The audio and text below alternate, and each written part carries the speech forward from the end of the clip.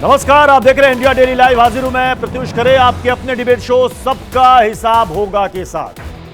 आज बहस फिर यूनिफॉर्म सिविल कोड पर, फिर इसलिए क्योंकि असदुद्दीन ओवैसी ने यूसीसी को बीजेपी का पॉलिटिकल एजेंडा बताते हुए कहा है कि इसे हम पर जबरन थोपा जा रहा है। उन्होंने विधि आयोग को यानी कि लॉ कमीशन को अपनी राय भेजी है और कहा है कि लॉ कमीशन इस प्रोपेगेंडा का हिस्सा ना बने। अब तक यूसीसी को मुसलमानों के खिलाफ बताने वाले असदुद्दीन ओवैसी अब इसे हिंदुओं के खिलाफ भी बता रहे हैं। उनके मुताबिक 2024 के लिए यह बीजेपी का एक षड्यंत्र है ताकि असल मुद्दों से ध्यान भटका जा सके। जबकि बीजेपी का मानना है कि यूसीसी किसी धर्म या वर्ग के खिलाफ नहीं होगा, बल्कि सबके लिए एक समान कानून होगा। खुद पीएम मोदी कह चुके हैं कि यूसीसी के नाम पर लोगों को भड़काया जा रहा है। बहस आज इसी मुद्दे पर होगी। सवाल क्या है, जल्दी से वो सवाल भी देखिए। सवाल नंबर 1, यूसीसी पर बाबरी वाला माहौल बना रहे क्या असदुद्दीन ओवैसी? सवाल नंबर 2, कि कानून को हिंदू मुस्लिम में क्यों बांट रहे हैं ओवैसी? सवाल नंबर 3, यूसीसी के बहाने हिंदू राष्ट्र का क्या भ्रम फैलाया जा रहा है? और सवाल यह भी कि ओवैसी का प्लान क्या यूसीसी पर भड़के हिंदू मुसलमान जो कह रहे हैं कि ये मुसलमानों के खिलाफ है, ये हिंदुओं के खिलाफ है, ये बार बार जो बयान दे रहे हैं। इसी पर बड़ी बहस होगी, एक बड़ा पैनल भी होगा, लेकिन शुरुआत इस रिपोर्ट से।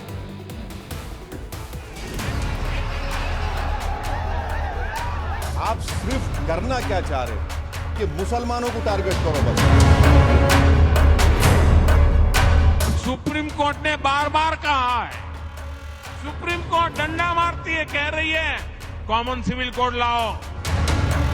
मौजूदा दौर की सियासत में यूसीसी सबसे बड़ा मुद्दा है।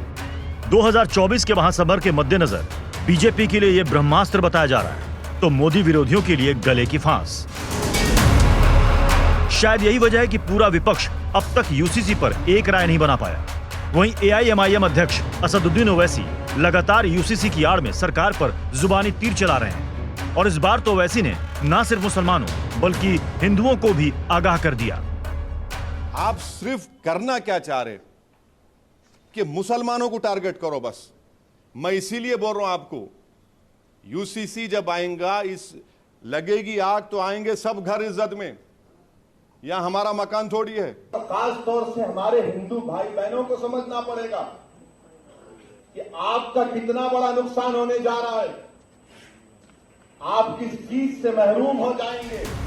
यूसीसी को लेकर ओवैसी की अपनी तर्क और दलीलें हैं। हालांकि पीएम मोदी पहले ही जनता को अफवाहों से सावधान रहने की अपील कर चुके हैं। वहीं बागेश्वर धाम के पीठाधीश्वर आचार्य धीरेन्द्र कृष्ण शास्त्री के माने तो ओवैसी को यूसीसी की सही जानकारी नहीं है।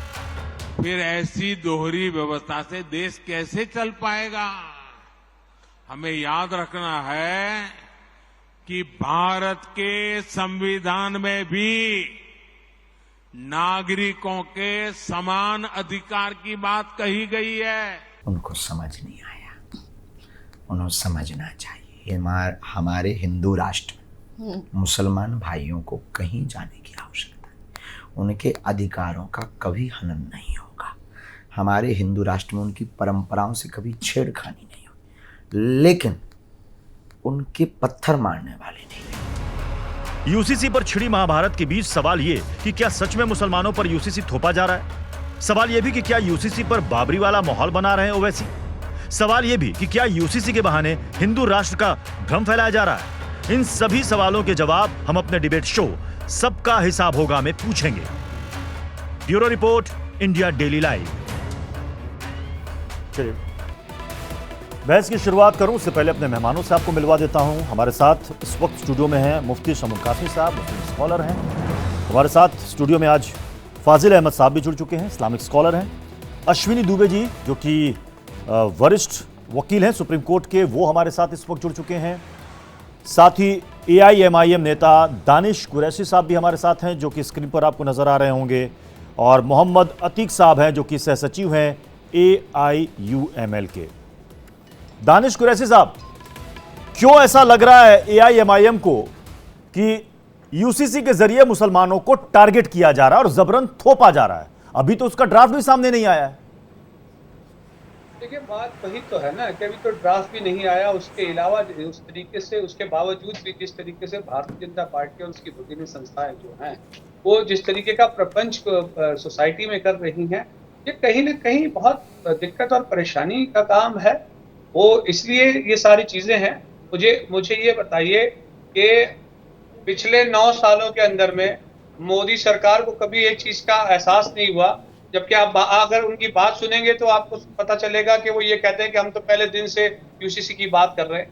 सवाल ये है कि जो लोगों के हमारे कस्टम जो है, हमारे राइट्स जो है, उनको वायलेट करने का क्या मतलब क्या आता है?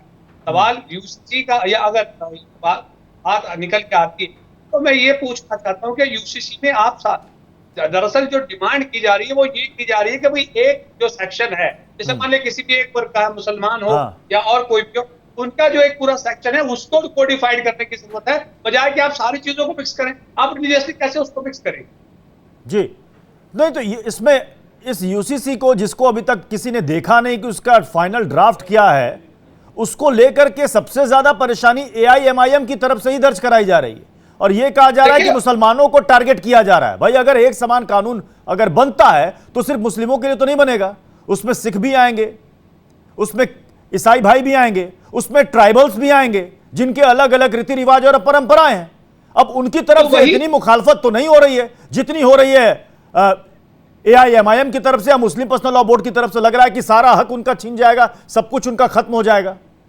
नहीं, ऐसा नहीं है। मुखालिफत हर तरफ से है, हर मोर्चे से है, कहीं कम कहीं ज्यादा, थोड़ा बहुत आगे पीछे से सारी चीजें चल ही रही हैं। हाँ। चाहे देखिए कि पॉलिटिकल पार्टियां भी आप देखेंगी तो शुरुआत में वो कुछ पॉलिटिकल पार्टियां अलग बात कर रही थी, अभी आए वो आप इसकी बात करें अगर आम आदमी पार्टी की, तो उनका भी स्टैंड कहीं ना कहीं आप गुजरात में देखिए, उन्होंने तो बाकायदा मोर्चा खोल रखा है। नॉर्थ ईस्ट की अगर बात की जाए, गोवा की बात की जाए, तो ये सारी चीजें आपके सामने है, कम या ज्यादा कहीं ना कहीं कुछ है। लेकिन जो बात है टारगेट बनाने की, तो मुसलमानों को टारगेट किया जाता है, इसलिए हम इस बात को पुरजोर तरीके से कर रहे हैं।